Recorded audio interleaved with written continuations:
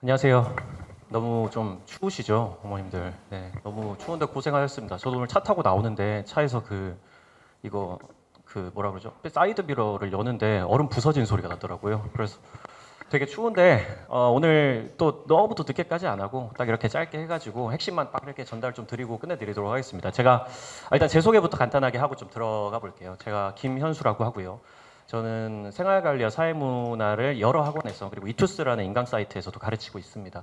서울대 사회학과 나왔고요. 가끔씩 어머님들께서 왜 그러시는지 잘 모르겠는데 제 나이를 가끔 궁금해하시는 분들도 계시더라고요. 제가 학번으로는 08학번입니다. 그래서 그 친구들하고 비교를 하면 대충 한 16년, 17년 정도 차이가 나는 것 같고 사실 사회를 가르치는 선생님들 중에서는 제가 이래봬도 조금 막내뻘이에요. 그래서 애들이 저를 수업을 좀 들을 때 그런 얘기 좀 많이 하긴 합니다. 요즘에 있는 쌤들 중에선 제일 힙하다. 약간 좀 이렇게 제일 자기들이랑 비슷한 뭐 유행어 이런 거 잘 알고 약간 그런 느낌인 것 같다라고 해가지고 그런 부분들은 좀 있는 것 같고 제가 지금 이투스 온라인에서 지금 작년에 데뷔를 했고요. 온라인에서 올해는 좀 반응이 좀 좋아가지고 지금 나쁘지 않게 되고 있고 아시다시피 제가 뭐 이런 얘기를 좀 이게 카메라로 찍히고 있어요. 조금 조심스럽게 하는데 이투스 온라인에 또 유명하신 선생님이 한 분 또 계시잖아요. 어머님도 아시는 분들도 계시겠지만 여자 선생님 사회에서 되게 유명하신 저희 또 학교 선배이시기도 하고 열심히 쫓아가고 있는 그런 입장입니다. 약간 루키라고 할 수 있을 것 같고 제가 유튜브도 하고 있어요. 이투스 현스템이라고 원래는 그 현자타임의 5분 사회탐구라고 해가지고 여기 지금 구독자가 한 3만 명 정도 되는데 제가 여기다가 주로 생활과윤리 영상, 사회문화 영상 그리고 각종 모의고사들 해설 강의 이런 걸 올립니다. 그래서 오늘 끝나고 나시고 한번 가셔가지고 좀 구독, 좋아요, 알림 설정 한번 해주시면 좋을 것 같고 한번 가셔서 보시면은요 사실 제가 만드는 영상들이 보통 다른 선생님들이 하시는 뭐 인강이나 유튜브나 이런 거랑 느낌이 많이 좀 다를 거예요. 그러니까 약간 요즘 애들이 약간 쇼폼 이런 거 많이 좋아하고 그러지 않습니까? 요즘 애들은 한 20분 이상 영상 넘어가면은 잘 클릭을 하지 않아요. 그래서 제가 한 10분 정도 안에서 생활과윤리나 사회문화 같은 것들 영상 빠르게 정리해 주는 것들 만들어 놓고 있으니까 한번 가셔서 보셔도 괜찮을 거예요. 약간 제 강의의 정체성이기도 하거든요. 이런 느낌의 강의 자체가.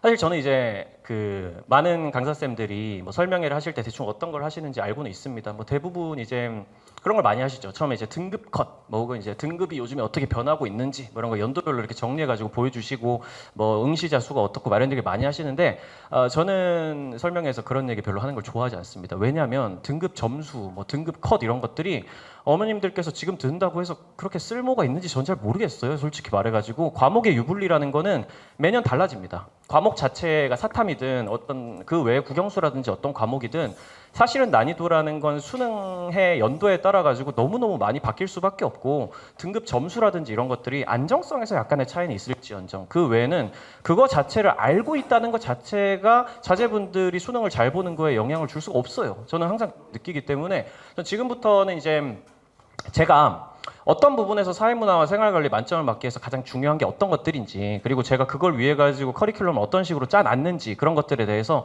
좀 핵심적으로 요약해가지고 좀 빠르게 드려보려고 합니다.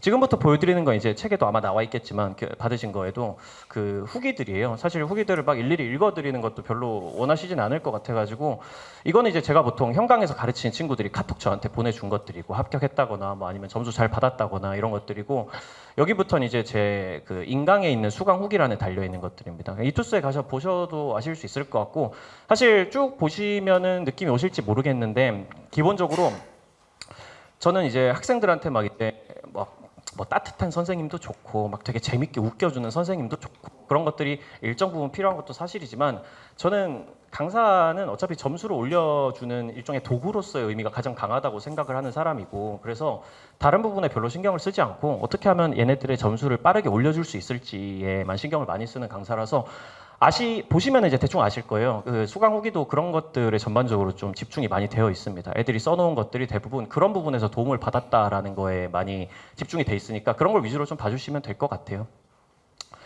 일단은 제 강의를 간단하게만 설명을 드리면 방금도 말씀드렸지만 점수를 올리는 데 집중하는 실전적이고 효율적인 강의로서의 의미가 제일 크다고 생각을 합니다. 요즘 사회문화랑 요즘 생활관리가 사실 생활관리가 선택자 수로는 1등이고 보통 한 13만 명에서 12만 명 정도, 사회문화가 그 다음 정도 한 11만 명에서 10만 명 왔다 갔다 하는 수준으로 요즘엔 학생 수가 좀 감소하다 보니까 숫자가 조금 줄어들고는 있는데 어쨌든 그 정도 선에서 보통 결정이 나거든요. 사회문화랑 생활관리는 등급 컷으로 따지면은 가장 안정적인 과목이 맞기는 해요. 일반적으로는 50점을 무조건 맞아야지 1등급이 나오는 그런 과목은 보통 아닙니다. 어느 정도 난이도 조절이 잘 되는 편이고 그게 왜 가능할 수밖에 없냐면 예를 들어서 뭐 경제라든지 혹은 뭐 예를 들어서 정치화법이라든지 혹은 역사 관련 과목들, 그런 과목들은 애초에 선택자 수가 3만 명, 막 2만 명, 적으면 막 5천 명 막 이런 단위까지 나오거든요. 사실 전국에서 5천 명에서 1만 명 정도의 학생들이 수능을 치룬다는 건 사실은 100명 정도의 학생들만 정말 열심히 하는 친구들이 있다고 쳐도 나머지 학생들은 1등급 받기가 굉장히 어려워진다는 뜻 아니겠습니까? 사실은 어차피 1등급은 4%니까요. 5천 명에서 4%면은 해봤자 숫자 수가 한 200명 정도밖에 안 되는 건데 그 안에 들기가 되게 어려울 수밖에 없는데, 사실 생활관리 사회문화는 소위 말해서 이게 조금 어떤 친구들한테 좀 공격적인 어투로 들릴 수도 있겠지만 깔아주는 친구들이 많다. 기본적으로 이 과목을 수강 신청을 하고 이 과목에 신청을 해놓고도 공부를 하지 않아가지고 결국 마지막까지 개념이 잡히지 않은 채로 시험을 본 애들이 너무나도 많기 때문에 1등급을 받기가 상대적으로 수월한 과목이라고 말씀을 드릴 수밖에 없어요. 그럼 지금부터 이제 제가 가르치는 과목이기 때문에 이것들의 1등급을 받기 위해서 대략 요즘에 어떤 흐름으로 가고 있는지만 좀 말씀을 드립니다. 일단 난이도가 되게 많이 올라가고 있어요. 그러니까 어머님들께서 그런 얘기 되게 많이 하시는 것 같아요. 끝나고 나서 저한테 개인적으로 와서 상담을 하시는 분들이 선생님 근데 이게 국영수가 아니잖아요. 이게 사회잖아요. 사회. 그리고 어머님들께서 수능 세대가 아니더라도 예전에 봤던 사회 과목들은 그렇게 어려운 과목들은 보통 아니었을 거예요. 그리고 일반적으로 지금은 아니지만 한 최근 한 10년에서 15년 정도 사이에 사회탐구 과목이라는 게 그렇게 어려운 과목으로 인식되어 오고 있지도 않아요. 전반적으로. 그것 때문에 어머님들께서 아니 이걸 굳이 현강까지 혹은 인강까지 막 열심히 들어가면서 이걸 해야 되나, 혹은 6월 지나고 나서 하면 되지 않나, 뭐 9월 지나고 나면 가서 하면 되지 않나, 이런 얘기를 어머님들도 되게 많이 하시고 학생들도 진짜 많이 하거든요. 나중에 시작하면 되겠죠라는 말을 하는데 그렇지가 않습니다. 요즘에 사회문화랑 생활관리는요, 저기 EBS 같은 데 가면은 이 기출문제들이 다 올라와 있거든요. 그거 한번 해가지고 대략적으로 눈으로라도 풀어보려고 시도하잖아요. 한 문제도 못 푸세요. 진짜 거짓말이 아니라 진짜 너무 어렵거든요. 요즘의 문제들이. 그것 때문에 등급 컷 자체도 되게 낮아지고 있고, 예전에 한 5년에서 6년 전까지만 해도 일반적으로는 단순 암기하면 됐던 문제들입니다. 그냥 외우면은 만점 받을 수 있는 문제들이 실제로 나왔었다면은 요즘에는 예를 들면 생활관리 같은 경우에는 칸트, 뭐 혹은 존 롤스 뭐 이런 철학자들이 나오는 과목인데, 예전에는 칸트가 그냥 정언명령이라는 걸 주장을 했고 도덕법칙이라는 걸 주장을 했고 대략 이 사람이 어떤 범주 안에 들어가고 이 정도만 보면 다 풀 수 있는 문제들이 나왔어요. 근데 요즘에는 그런 수준으로 암기를 해가지고는 절대로 풀 수 없이 되게 이해형으로 추론형으로 엄청 복잡한 형태의 문제가 나오고, 생활관리 보통 못 치는 친구들이 끝나고 나서 하는 얘기가 이게 말장난 과목이다 뭐 이런 얘기가 되게 많이 나오거든요. 근데 사실 실제로는 그렇지가 않고 논리 자체를 엄청 깊게 해야 풀 수 있는 문제들이 나오고 있다는 겁니다. 그것 때문에 표준 점수가 올라가고 있어요. 점점 더. 예전에는 해봤자 한 67점, 68점 이렇게 나왔던 생활관리가 요즘에 보통 70점 넘어갑니다. 이게 보통 과학 탐구에서 나오는 과목들의 표준 점수와 비빌 수 있는 점수고, 사회문화도 마찬가지예요. 예전에는 67점, 66점 이렇게도 나왔던 과목이 좀 높게 나오면 막 72점까지 나오기도 하고 74점까지 막 나온 적도 있고, 작년 같은 경우에는. 그럼 이제 과학 탐구보다도 표준 점수가 더 많이 올라가기 시작을 해가지고 사실 이과 친구들이 이 사회문화나 생활관리 이제 선택해도 이제 이공계로 갈 수 있게 요즘에 길이 열리고 있잖아요. 그것 때문에 이과들이 진입하고 있는 과목이기도 해요. 등급 컷은 좀 내려가고 있고요. 전반적으로. 이것도 사회문화는 보통 한 47점에서 48점, 생활관리는 보통은 48점 정도로 고정돼 있던 등급 컷이 최근 들어가지고 45점, 44점까지로 쭉쭉쭉 내려가고 있는 모양새예요. 애들 수준은 더 올라가고 있거든요. 분명히 선생님들이 가르치는 수준도 더 올라가고 있는데 등급 컷은 내려가고 있다는 건 급격하게 어려워지고 있다는 뜻입니다. 그리고 이건 아마 생활관리 사회문화가 최근에 그 어머님들 입시 관련해서 뉴스 같은 거 자주 보시면 아시겠지만 이 과목들이 사실은 사형 선고를 받았어요. 그래서 이제 3년 뒤에 없어지는 과목이거든요. 통합사회라는 과목으로 통합된다라는 얘기가 지금 나오고 있는데, 그 3년 정도까지는 계속 난이도를 올려갈 걸로 보여요. 지금의 이제 평가원이 문제를 내는 방향으로 보면은 캐스팅 보드를 주게 됐다고 말씀을 드릴 수밖에 없겠습니다. 국어, 영어, 수학의 난이도는 지금까지 연도별로 차이는 있을지언정 갑자기 한 과목이 막 벽을 뚫고 올라가고 이런 경우가 사실 그렇게 많지는 않거든요. 사회탐구는 꾸준히 난이도가 올라가고 있어가지고 생각보다 이게 표준 점수에 미치는, 특히 정시하는 친구들한테 영향 미치는 게 되게 강해지는 모습이 지금 나타나고 있어요. 사실 저는 그래서 사회탐구 공부는 1등급을 목표로 하면 안 된다고 생각을 합니다. 이게 연도마다 난이도가 조금씩 달라지기 때문에 1등급을 목표로 하는 친구들은요, 보통 1등급을 잘 못 받아요. 1등급이라는 것 자체가 47점, 뭐 45점 받는 공부를 하겠다 이런 의도로 읽히는데, 보통 그런 식으로 공부하는 친구들이 특정 단원을 아예 빼버리거나 아니면 요 유형은 내가 버리고 가겠다 이런 식으로 생각을 하면서 공부를 하는 경우가 많은데, 필패의 지름길입니다. 진짜로. 사회문화든 생활관리든 기본적으로 만점을 목표로 해야지 안정적인 1등급권에 안착을 할 수 있게 지금 만들어지고 있는 과목이에요. 그 이유는 조금 이따가 제가 다시 한번 설명을 드릴 거고, 결국은 50점을 위해 가지고 달려나가야 되는 거기 때문에, 그래서 실제로 제 수강생들한테 제가 매일매일 하는 얘기기도 합니다. 50점 맞지 않으면 사실 큰 의미가 없다. 이게 표준 점수 자체로 되게 유불리가 많이 갈리는 과목이라면, 사회탐구가 표준 점수가 점점 더 중요해지고 있다면, 정시에서 사회탐구 50점을 맞는 것과 그렇지 않은 건 차이가 너무 많이 나버리기 때문에 반드시 50점 맞아야 된다라고 얘기를 하고, 생윤3원이 이제 암기 과목이라고 말씀을 하는 사람들이 되게 많은데 사실은 전혀 그렇지가 않고, 제가 제일 지향하는 방식의 공부예요. 이게 친구들이 보통 사탐 공부하라 그러면 이런 식으로 공부 되게 많이 합니다. 그리고 사실은 많은 강사쌤들이 이렇게 가르치세요. 필기를 엄청 많이 시켜요. 아마 이제 사실은 뭐 다른 강사들의 수업을 들은 친구들도 아마 있을 테니까, 지금 이제 어머님들, 자제분들 중에 그 친구들한테 지금까지 어떻게 공부했는지 한번 확인하셔 보면은 대충 이런 느낌이 들 겁니다. 노트가 있어요. 그 노트 안에다가 필기를 가득 채웁니다. 진짜로 빨간색이랑 파란색이랑 뭐 여러 가지 색깔로 해가지고 처음부터 끝까지 다 적어요. 그리고 단어를 열심히 암기를 하고 있을 거예요. 이게 뭐 칸트구나, 이게 롤스구나, 이게 뭐 사회문화에 나오는 기능론이구나, 갈등론이구나, 상징적 상호작용론이구나, 이런 걸 막 외우고 있을 거예요. 그렇게 하고 이제 뿌듯한 거죠, 사실은. 사실 이 노트 필기라는 방식이 저는 개인적으로 일종의 강사들의 마케팅 수단이라고 생각을 하는 게, 노트 필기로 가득 채워놓으면은 자기가 뭔가 되게 한 것 같아요. 그래서 그거 자체로 애들이 되게 즐거워합니다. 나는 오늘도 노력했어. 열심히 한 나 수고했어. 이렇게 하면서 자기 토닥토닥하고 그러면서 되게 즐거워하고, 실제로도 점수가 좀 오르긴 하거든요. 사회문화든 생활관리든 이런 식으로 암기를 해가지고 3등급까지는 굉장히 빨리 올라갑니다, 실제로. 그 전에 막 5등급이나 6등급 받던 친구들이 여기까지 올라갈 수 있으면 되게 기쁘겠죠. 내 성적이 엄청 올라가고 있는 것 같고, 사실 이대로 계속하면은 언젠가 만점을 받을 수 있을 것 같고 그런 느낌이 드는데, 그렇지가 않아요. 그렇지가 않습니다. 이런 식으로 보통 6월에서 9월까지 애들이 공부를 되게 많이 하거든요. 그리고 제가 실제로 이번에 올해 이제 제가 인강에 대비해서도 그랬고, 제가 원래 현강에서도 그랬고, 제 강사의 어떤 학생 모집으로서의 특징이 사실 그겁니다. 저는요, 한 6월에서 9월 사이에 애들이 2배, 3배씩 늘어나요, 보통은. 보통은 저를 찾아오는 친구들의 특징이 다 똑같습니다.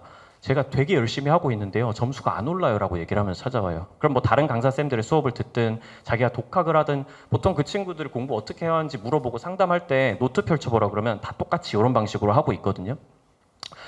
이런 식으로 해가지고 제일 끝까지 올라간 친구가 제가 지금까지 봤던 것 중에 2등급 상위권까지 올라갔던 친구예요. 근데 죽어도 1등급이 안 나오는 거죠. 50점은 사실 거의 죽었다 깨도 안 나오는 느낌이고, 그 전에 뭐 쉬운 사설 모의고사는 그냥 그 전에 지금까지 나와 있던 기출 문제의 선지들을 위주로 문제를 내주기 때문에, 기출 문제 선지들을 잘 외우면 사설 모의고사에서 웬만하면 만점이 잘 나옵니다.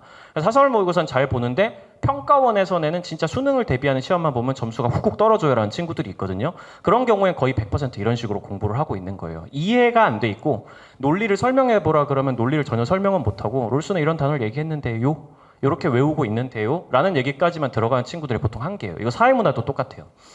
그러면 어떻게 해야 되는가를 물어보면, 사회문화 같은 경우에는 이런 식으로 들어가는 겁니다. 사회문화의 요즘 특징은 대략 어떤 거냐면요, 사실 사회문화는 처음부터 암기 과목이 아니었습니다. 사회문화는 한 5년 전에도 문화는 암기 과목은 절대 아니었어요. 혹시 그 관련해가지고 약간의 공부를 해보신 어머님들은 아마 들어보셨을지도 모르겠는데, 도표 통계라는 유형이 있어요, 사회문화에는. 이게 사회학 80%, 그리고 사회과학, 제가 나왔던 사회과학대학에 있는 게 사회학과가 있고 문화인류학과라는 과가 있습니다. 그 사회학과의 분류들 중에 그 문화인류학이 한 20%, 사회학이 한 80% 정도 돼 있는 과목이라고 생각을 하시면 되는데, 사회를 연구하는 학문이라고 보시면 되거든요. 근데 사회학과에서 굉장히 중요하게 다루는 것 중에 통계학이랑 관련된 게 있습니다. 사회라는 거를 소위 양적 연구라 그러죠. 이제 수치를 기반으로 해가지고 사회를 연구하는 거예요. 설문지 막 돌려가지고 이제 1번부터 5번까지 답변하라고 한 다음에 그거 가지고 이제 연관성을 분석하는 뭐 그런 건데, 그것들을 사회학에서 반드시 해야 되기 때문에 사회문화에서는 통계를 다룹니다, 실제로. 그래서 도표통계라고 부르는 유형이 나오고, 이게 사실은 수학이에요.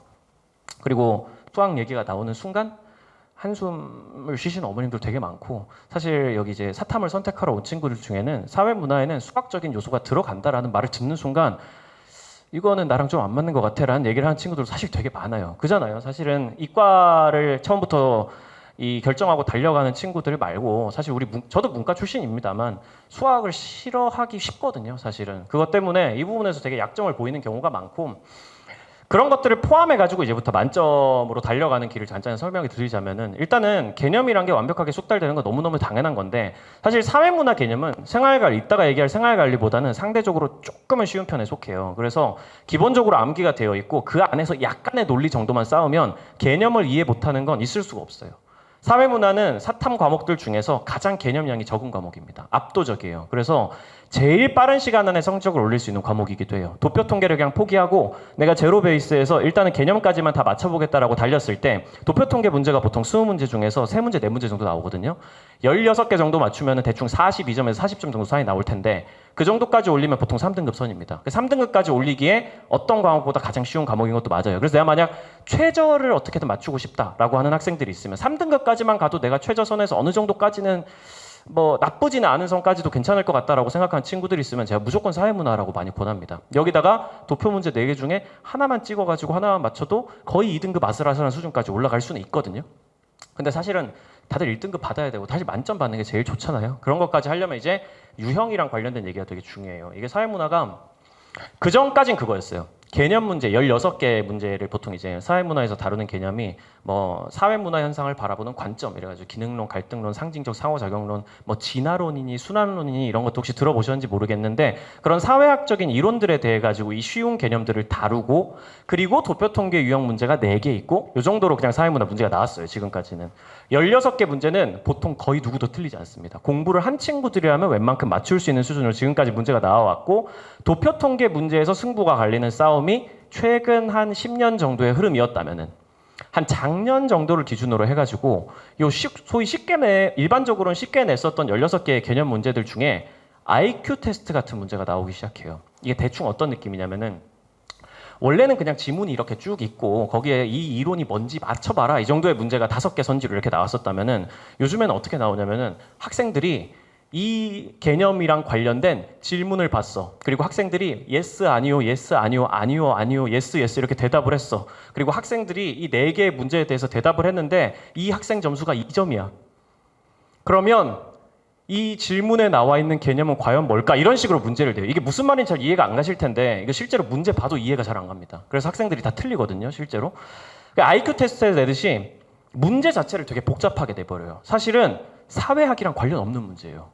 사회학을 아는 사람이라도 짜증나게 문제를 내가지고 시간을 되게 오래 걸리게 만들어 버리거나 아니면 헷갈려서 틀리게 만들어 버리는 제 개인적으로 좀 비겁하다고 생각하는 문제예요. 그래서 이걸 사회학과 교수님들이 이걸 실제로 사회학을 이걸 가지고 배울 수 있을 거라고 생각하고 냈나? 라고 제가 생각할 정도로 되게 많이 꼬아놓은 문제거든요. 그런 문제가 나오고 있다는 건 결국 이런 문제를 풀다가 20문제를 30분 안에 풀어야 되는데 문제를 다 못 풀고 끝나버리는 애들이 엄청 많아진다는 얘기입니다. 그래서 사회문화가 결국은 타임 어택 과목이 돼버려요. 시간이 부족해가지고 문제를 다 못 푸는 과목이 돼버리는 거죠.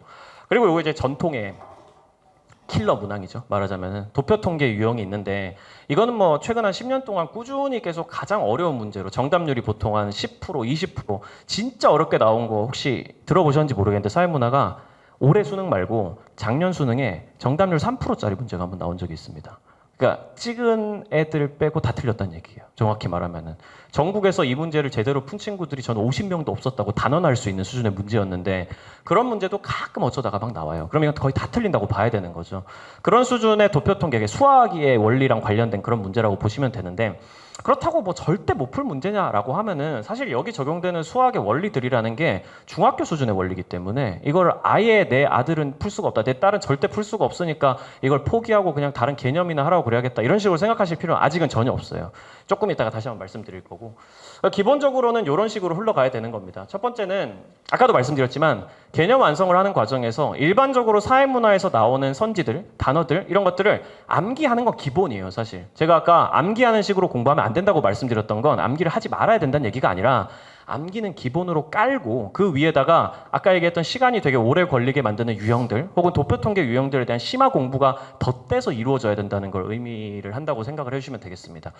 개념의 논리를 기본적으로 이해를 빡세게 해야 되고 여기서 제가 하나만 더 말씀드리면은 제가 아까 그 필기하는 방식의 수업을 별로 안 좋아한다고 말씀을 드렸잖아요. 그래서 저는 학생들한테 노트 필기를 따로 시키진 않아요. 저는 개념 교재가 하나가 있고요. 그 개념 교재에다가 모든 내용을 그 안에다가 적게 시키는 편입니다. 다른 선생님들에 비해서 필기량이 한 4분의 1 정도밖에 안 될 거예요. 제 수업을 들었던 친구들이 보통 많이 얘기를 하는 게 하나하나 적는 데에 시간이 들어가는 게 아니라 선생님의 말을 듣는 데에 훨씬 더 집중을 많이 해야 되는 수업이기 때문에 사실은 수업 시간에 집중하지 않으면 따라가기 훨씬 더 어려워지는 수업이라는 얘기를 되게 많이 합니다. 필기하는 방식으로 수업하는 거는요. 사실 선생님들이 보통 단어들 하나하나를 외워야 된다, 외워야 된다, 외워야 된다라는 식으로 얘기하면서 필기를 하기 때문에 사실 수업 내용을 엄청 집중해서 안 들어도 어차피 끝나고 나면 필기 노트 보면 되는 거거든요. 근데 사실 제 수업은 상대적으로 훨씬 더 이게 실제로 이런 식으로 문제로 이렇게 나올 거기 때문에 이 부분에서 여기로 가는 논리를 이해해야 된다는 거에 훨씬 더 시간을 많이 할애해요. 저 기본적으로 수업 시간에 애들이 제 얼굴 안 보고 노트 필기하려고 고개 숙이고 있는 걸 되게 싫어합니다. 그런 식으로 하면 이해가 안 된 채로 그냥 필기만 한 채로 넘어가게 되고 그럼 나중에 끝나고 나면 남는 거 단어밖에 없어요. 그런 식으로 하면 요즘 수능에서 만점은 고사하고 1등급 근처에도 못 가거든요.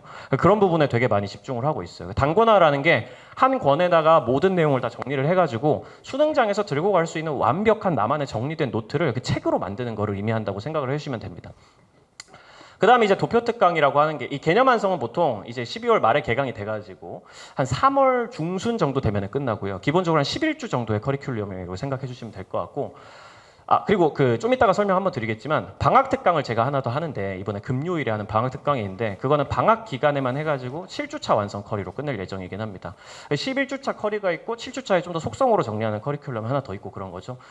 그러고 나면 이제 3월 중순 정도 되면은 그때부터 도표 특강에 들어가는데 이게 보통 그 올해 기준으로 인강에서 제 학생들이 사회문화에서 저를 제일 많이 좋아해줬던 강좌기는 하거든요. 이게 이제 아까 말씀드렸던 제일 어려운 유형, 도표 통계 유형을 대응하기 위한 강의라고 생각을 해주시면 될 것 같아요.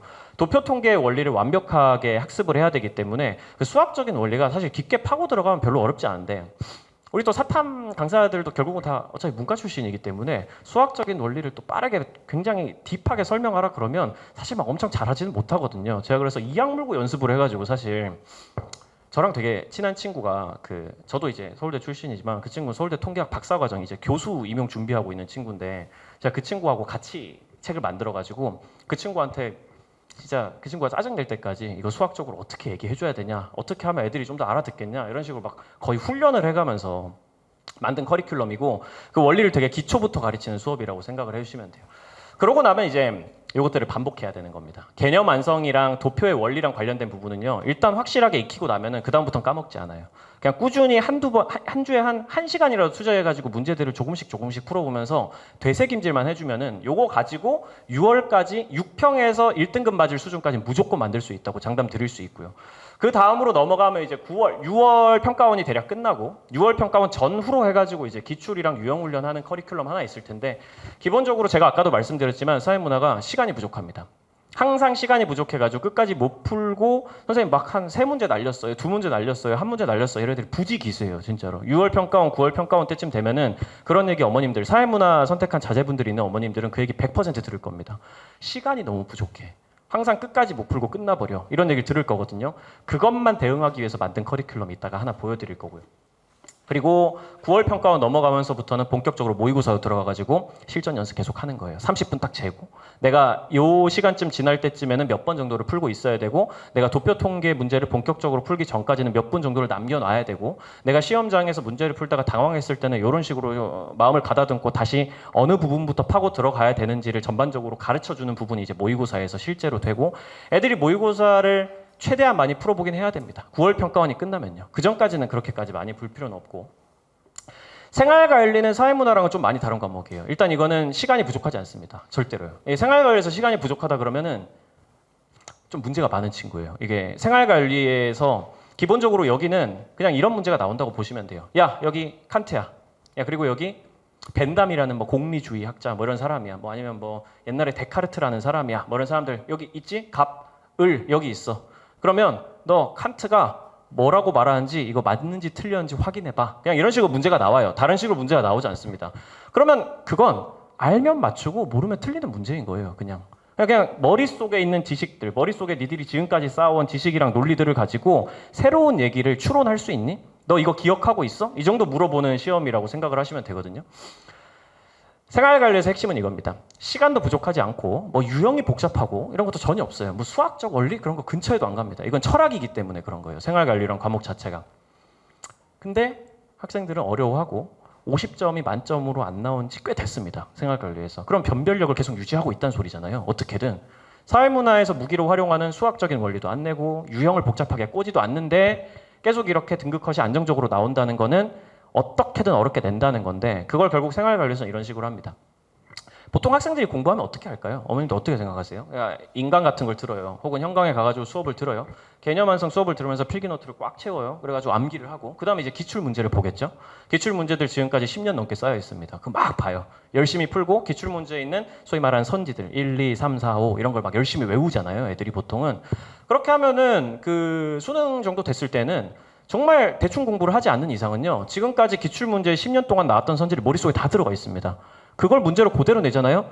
50점 1등급 컷이 아니라 하나 틀리면 4등급 이렇게 나올 거예요. 아마 애들이. 다 맞출 거기 때문에 당연히. 그러니까 그런 식으로 절대 낼 수가 없죠. 당연히. 애들이 지금까지 안 배운 내용을 수능에 처음으로 냅니다.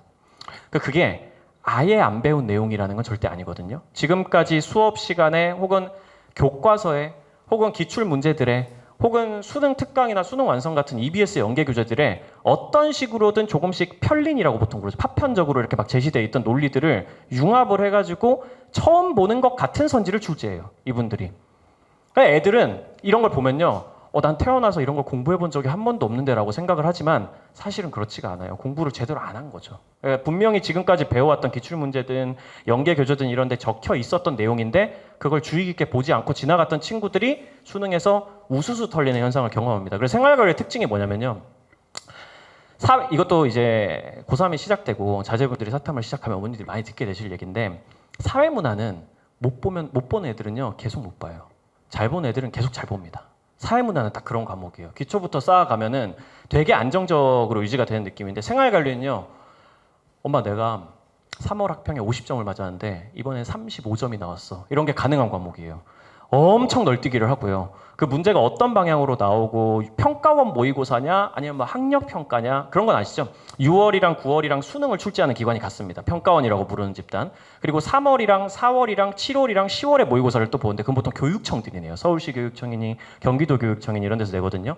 그거마다 점수가 막 널뛰기 할 거예요. 그리고 사설 모의고사 같은 거 보면 또 갑자기 올라갔다가 사설 모의고사를 잘 보는 친구들이 있고 평가원을 또 잘 보는 친구들이 있고 그 안에서도 또 엄청 나뉩니다. 생활관리란 과목 자체가 그런 특징이 있다는 거예요. 애들이 내가 이걸 왜 많이 틀렸는지 이해 자체도 못하는 경우도 되게 많아요. 그게 공부 방법 자체가 근본적으로 잘못돼서 그런 건데 일단은 이것도 똑같습니다. 기본적으로 만점을 위해서 가는 거는 개념을 완벽하게 숙달하는데 이건 조금 다른 게 사회문화보다 개념 내용이 어려워요. 이건 명백하게 어렵고 생활관리를 개념 양이 적은 과목이라고 오해하시는 분들이 있는데 사실 꽤 많은 과목입니다. 적지 않아요. 절대로. 상대적으로 뭐 따지면은 역사 배우는 과목들에 비하면 암기량이 적은 것도 사실이고 뭐 혹은 제대로 그냥 진짜 막 경제 같은 과목은 뭐 개념이 아예 없다시피 하고 상대적으로 좀 많은 거 뭐 정치와 법 이런 과목보다는 조금 더 적은 편입니다. 사회문화, 생활관리가. 근데 그런 거랑 별개로 생활관리에서 배우는 철학자들이 만만한 철학자들이 절대 아니거든요. 이 사람들이 얘기하는 이론들이 사실은 되게 어려운 것들이고 이걸 쉽게 외워서 쉽다고 오해하는 친구들이 있을 뿐이에요. 그냥 판서를 하면서 단어 위주로만 외우니까 난 롤스를 알아 라고 얘기를 하면서 물어보면은 혹시 그 자제분들 중에 지금까지 생활관리 배우거나 한 친구들을 둔 이제 어머님들이 계시면은 뭐 집에 가끔씩 이제 앞으로 생활관리를 배워나가는 과정에서 이런 거 한 번쯤 물어보시면 되게 좋을 거예요. 존 롤스라는 사람이 있습니다. 되게 유명한 현대 철학자고 이 사람이 뭐 무지의 베일 뭐 이런 개념을 얘기를 해요. 정의의 원칙 뭐 이런 얘기를 합니다. 자유주의적 평등주의 뭐 이런 얘기를 해요. 사회의 정의를 얘기하는 과정에서. 그러면 집에 가가지고 너 롤스에 대해서 알아라고 얘기하면 안다는 대답이 돌아올 거예요. 어느 정도 생활관리 개념 듣고 막 이러면은 그럼 롤스가 무지의 베일이라는 개념을 얘기했다면 나 무지의 베일 너무 잘 알지 라고 얘기를 할 거예요. 그럼 무지의 베일이 왜 나왔고 무지의 베일을 가지고 롤스가 자기 이론을 어떤 식으로 만들어 나가는지 한 번만 알려줘 라고 얘기를 하면은 그건 잘 모르겠는데 라고 얘기하는 친구들이 되게 많을 거예요. 그러면 생활관리를 앞으로 조지게 된다는 뜻입니다. 그러니까 되게 그런 부분에서 어머님들이 약간 도와주실 수 있는 부분들이 있어요. 특히 생활관리는 그게 되게 중요합니다. 애들이 앞으로 생활관리를 막 배우잖아요. 그러면은 한 번쯤은 애들한테 오늘 뭐 배웠어? 어떤 학자 배웠어? 라고 물어보실 수 있잖아요. 그냥 저녁 먹는 자리에서 애들이 싫어하겠지만 그래도 한 번 정도 그냥 이렇게 물어보면은 누구 칸트를 배웠다 이렇게 대답을 하면 그러면 칸트의 어떤 개념을 배웠니? 라고 물어보면 뭐라고 막 설명이 나올 거예요. 보통 단어 위주로 나온 친구들이 있고요. 뭔가 막 엄마한테 이해를 시켜보려고 애쓰는 친구들이 있습니다. 전자와 후자의 성격 차이가 확연해요. 이해시키려고 노력하는 친구들이 무조건 생활관리 잘 보게 돼 있고 실제로 어머님들께서 이해하실 수 있는 정도로 애가 설명을 한다? 그럼 진짜 공부 잘하고 있다고 만족하셔도 돼요. 근데 단어만 쭈루룩 나온다? 그거 실패한 거라고 생각하셔도 되고요. 개념을 이해한다는 거는 논리를 이해한다는 걸 뜻하는 거예요. 단어를 외우는 게 아니라 그걸 제일 중점적으로 봐야 되고요.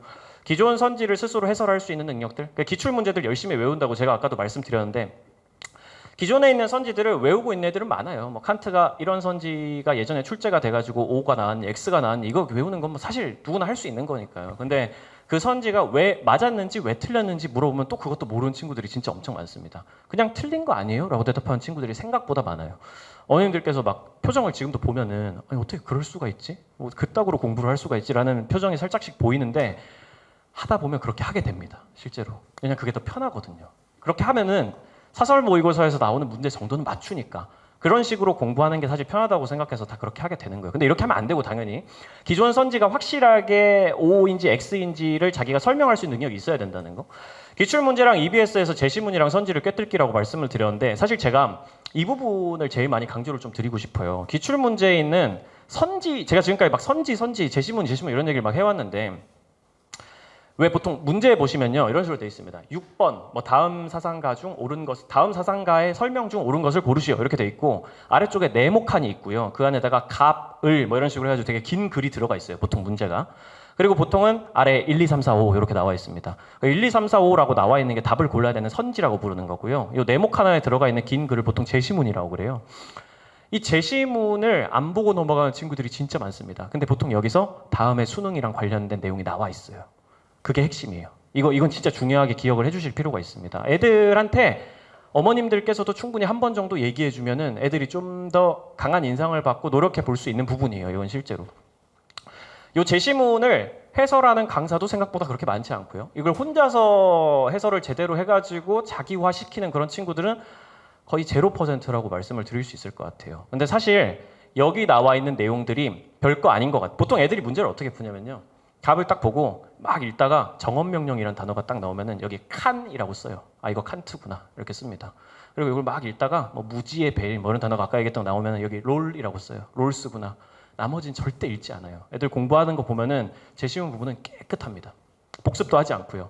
칸트구나, 롤스구나 하고 문제 풀어봐가지고 맞췄다. 아, 나 생활관리 잘하고 있네라고 생각하는데 실제로는 여기 나와 있는 것들을 분석하는 게 생활관리에서 만점을 받기 위해서 가장 중요한 부분이라고 확언 드릴 수 있어요.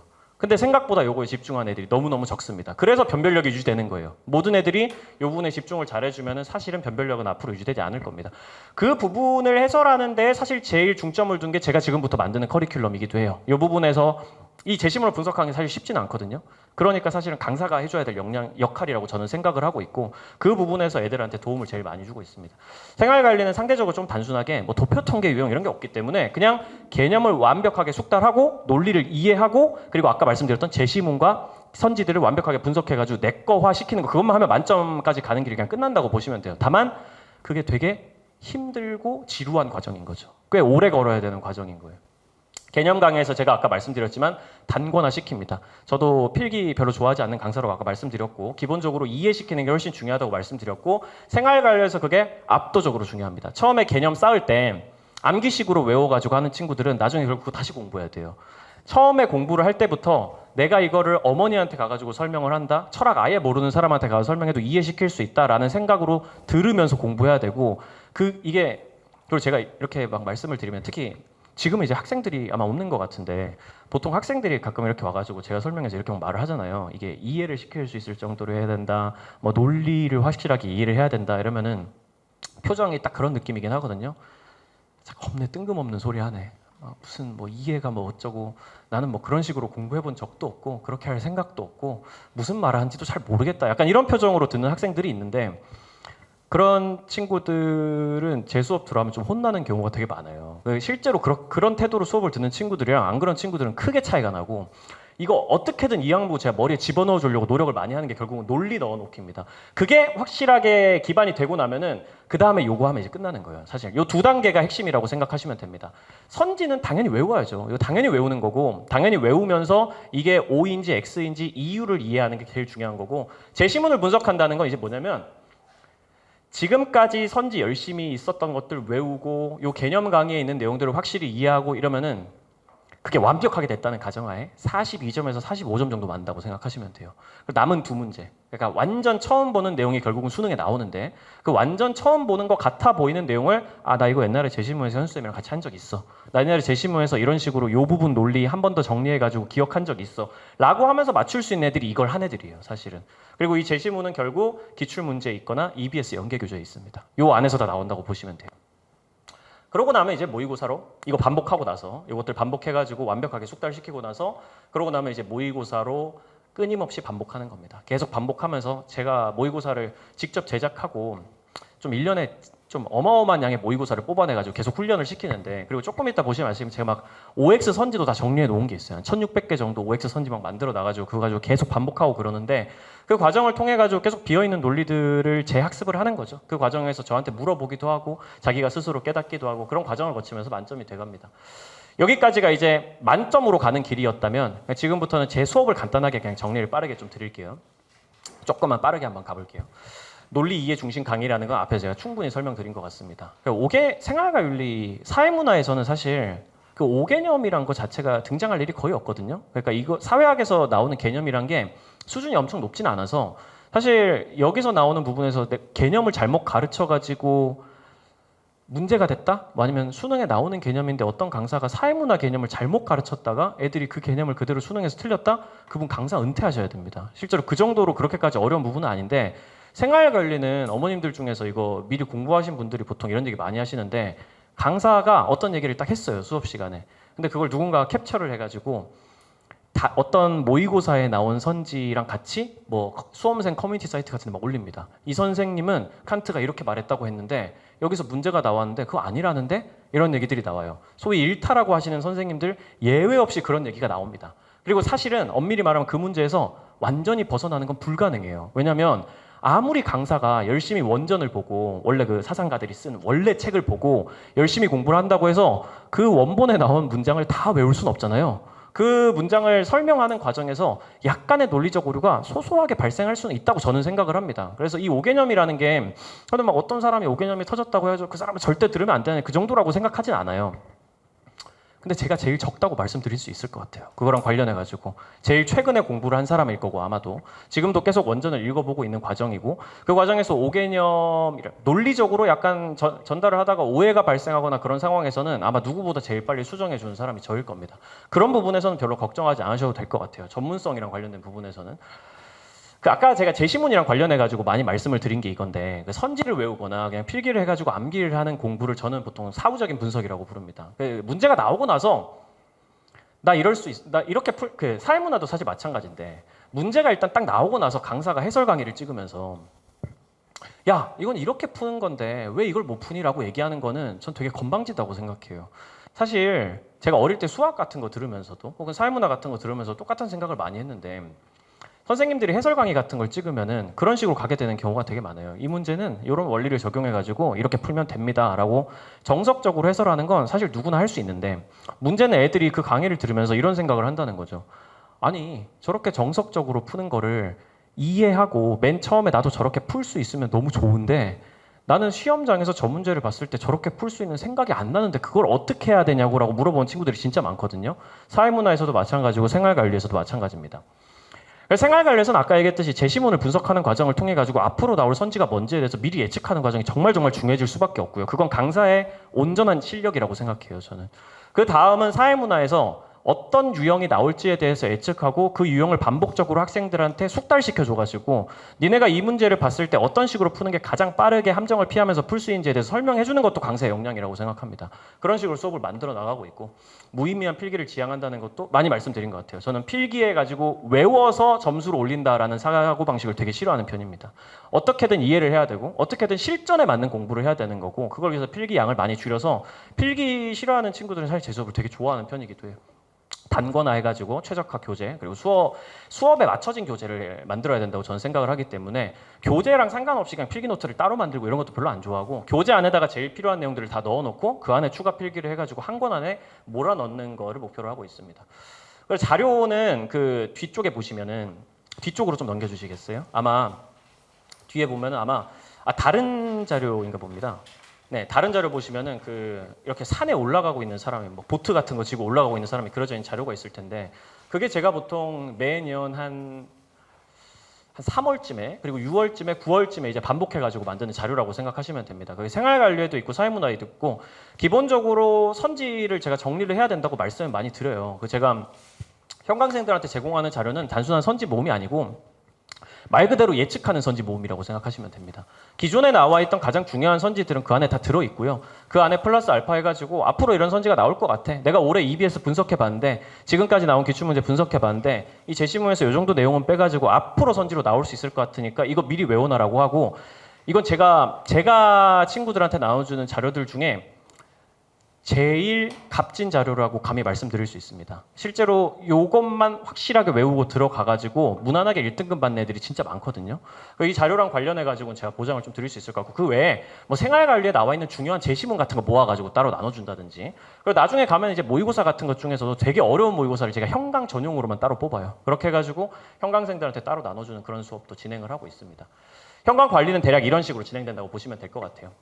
일단 기본적으로 저는 질문 많이 하는 친구들을 좋아하기 때문에 만약에 그 자제분들이 제 수업을 들으러 오게 되면은 자제분들한테 꼭 말씀을 좀 해주세요. 맨 앞에 앉으라고 제발 맨 앞에 앉아가지고 좀 선생님 눈 똑바로 쳐다보고 조금이라도 궁금한 게 아무리 그게 사소한 거더라도 내가 이 질문을 하면은 선생님이 혹시 나를 바보로 보지 않을까? 이 정도의 질문이라도 무조건 하라고 좀 말씀을 좀 해주셨으면 좋겠어요. 실제로 수업을 하다 보면 느낍니다. 앞에 앉는 친구들이 있고요. 저기 앉는 친구들이 있거든요. 맨 뒤에 저기 끝에 앉아가지고 이미 준비를 하고 있는 애들이 있어요. 뭔가 다른 짓을 할 준비를 하고 있는 친구들. 당연히 성적이 엄청 차이가 납니다. 그렇기 때문에 반드시 맨 앞에 좀 앉아가지고 수업 들으라고 말씀 좀 해주시고 질문 무조건 많이 하라고. 저의 휴대폰 번호 가르쳐 주니까 애들한테 여기다가 카톡으로 그냥 언제든지 질문할 수 있고 당연히 수업 시간에 와가지고 질문하는 걸 전 더 좋아합니다. 그렇게 해가지고 다른 상담들도 좀 하고 그거 일반적인 그냥 공부 방법이랑 관련된 상담들 뭐 그냥 일반적인 수업 내용이랑 관련된 질문들 그런 것들 당연히 다 받고 있고 그거랑 관련해서 질문 제일 빡세게 봐주는 강사가 아마 저일 거예요.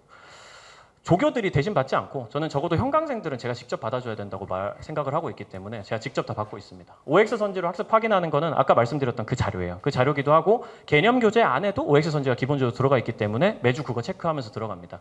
그리고 매주 복습 테스트 하면서 과제물 부여하고요. 성적 확인해가지고 그 성적들 각자 알려드리는 방향으로 진행을 하고 있고 모든 모의고사를 해설하는 건 뭐 너무 당연한 거. 현강에서는 제가 모의고사 해설해주면서 성적 확인해가지고 개인적으로 상담하고 그런 것들도 진행된다고 생각하시면 될 것 같아요. 제가 지금까지 대략적으로 커리큘럼에 대해서 간단하게 요약해가지고 말씀드렸습니다. 실제로 이게 커리큘럼 제목이라고 생각을 하시면 돼요. 뭐 간단하게만 빠르게 말씀드리면 요거 사회문화는 저스티스 개념 완성이라고 그래서 개념 정리하는 거 들어가고 아까 얘기했던 단권화하는 과정입니다. 이 개념 교재 안에다 모든 걸 정리하는 거 그리고 아까 얘기했던 거 도표 통계 원리 정리하고 주요 문제들 풀어보면서 확실히 기초부터 훈련시켜주는 거 그 다음에 이제 6월, 8월에 들어가는 커리큘럼은 제가 올해 처음 만든 커리큘럼인데 작년부터 준비는 해왔던 거예요. 타임어택이라 그래가지고 보통은 이제 기출문제만 분석해주는 강의를 강사쌤들이 되게 많이 하는데 제가 그게 이 시점에 크게 의미가 있지는 않다는 생각을 해가지고 기출문제 분석하는 거에 더해가지고 유형별로 제가 직접 자작문항도 만들고 그거에 더해서 유형별로 문제들을 모아가지고 이런 유형들은 이렇게 풀 때 가장 시간을 절약할 수 있다. 이런 유형들은 이렇게 풀 때 제일 함정에 빠지지 않고 틀리지 않고 맞출 수 있다. 라는 식으로 정리하는 커리큘럼을 6월부터 8월까지 진행할 예정이고 9월부터는 무한 모의고사라고 보시면 됩니다. 무한 모의고사. 그냥 매주마다 모의고사가 2개에서 3개씩 나간다고 생각하시면 돼요. 생활관리도 비슷하다고 생각하시면 됩니다. 여기서 개념 정리하고 사실 요거는 기출의 메타라고 부르는 기출문제 분석하는 과정이 들어가 있는데 제가 아까도 많이 말씀드렸지만 제시문 분석하는 게 엄청 중요해요. 제시문을 보면서 앞으로 어떤 문항이 나올지 정리하는 과정이고 실제로 여기서 성적이 제일 많이 올라가는 걸 제가 보통 많이 목격을 하고 합니다. 7월, 8월에 있는 거는 제가 올해 인강에서 생활관리 커리큘럼들 중에서 제일 인기가 많았던 커리큘럼이고 이게 올해 나온 EBS 수특이랑 수학 한꺼번에 정리해가지고 분석해주는 커리큘럼이라고 생각하시면 될 것 같아요. 제일 어려운 내용들, 애들이 제일 헷갈리는 어려운 주제들만 따로 모아가지고 이 주제들 한꺼번에 정리를 해주면서 요거는 이제 2등급에서 1등급으로 올려주는 커리큘럼이라고 생각하시면 되고요. 요거는 3등급 아래에 있는 친구들 전부 다 2등급 위로 올려주는 커리큘럼이라고 생각해 주시면 될 것 같습니다. 9월부터는 이제 반복해서 모의고사 풀면서 약점 공략하기 그 과정으로 들어간다고 생각해 주시면 될 것 같고요. 강의 일정은 대략 이렇게 들어간다고 생각을 하시면 될 것 같아요. 금요일에 있는 게 이제 방학 특강이라서 7주차 커리큘럼으로 개념 완성하는 과정으로 들어가고, 일요일에 있는 커리큘럼은 1년 쭉 가는 커리큘럼입니다. 그러니까 1년 동안 사실 제가 책임져가지고 1등급 못 받게 해서 내보낸 친구들은 제 기억으로는 없는 것 같아요. 본인이 열심히 하고 제 커리큘럼을 처음부터 끝까지 쭉 따라오는 거를 저는 보통 많이 권장하는 편입니다. 사실 애들이 이제 쌤, 뭐 이제 중간고사가 다가오는데, 중간고사 기간 휴강 당연히 있지만 그거랑은 별개로 쌤 저 내신에 좀 더 집중해야 돼가지고 좀 쉬었다가 나중에 한 9월쯤에 다시 올게요 이런 얘기하는 친구들 되게 많은데, 그럴 때 제가 보통 그런 얘기를 많이 하는 것 같아요. 일주일에 3시간 반만 딱 투자해가지고, 제가 사실 숙제를 그렇게 많이 내주는 강사도 아닙니다. 저는 가능하면 수업 시간 안에 모든 걸 전달해야 된다고 생각을 하는 편이라서 숙제 당연히 해야 되고 자습복습 당연히 해야 되는 것들이 있지만, 그게 본격적으로 들어가는 거는 한 6월 이후부터라고 생각을 하시면 될 것 같고, 그 전까지는 최대한 수업 내에서 들을 수 있게, 특히 애들 내신 이제 고3 중간고사 기말고사 1학기 때 그거 하는 과정에는 최대한 수업 안에서 전달을 하고 부담 없이 3시간 반 들어가지고 꾸준히 실력 유지하는 게 중요하다고 많이 말을 하게 되는 편인 것 같아요. 여기 1년 쭉 가는 커리큘럼이라고 생각해 주시면 될 것 같습니다. 여기까지 이제 제가 말씀드릴 건 다 말씀드린 것 같고, 어머님들께서 궁금하신 거 있으시면 빠르게 질문 좀 받아보겠습니다.